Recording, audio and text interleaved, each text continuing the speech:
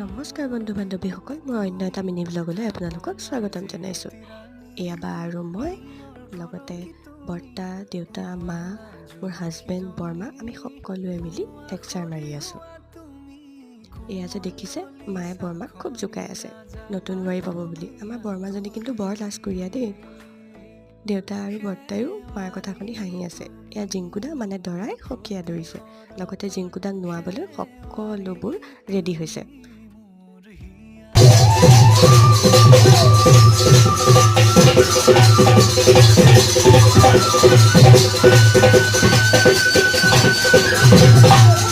এই আজি দেখিলে ওজাৰ অনুষ্ঠান।